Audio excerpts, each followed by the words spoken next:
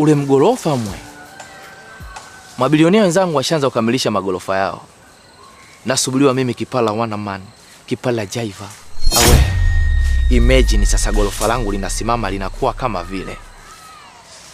Hapa lazima nitimize ndoto yangu ya kutengeneza gorofa. Issue ni kujimeki tu. Nikipata mshahara wangu laki natumia 5,095 natia benki. One day yes.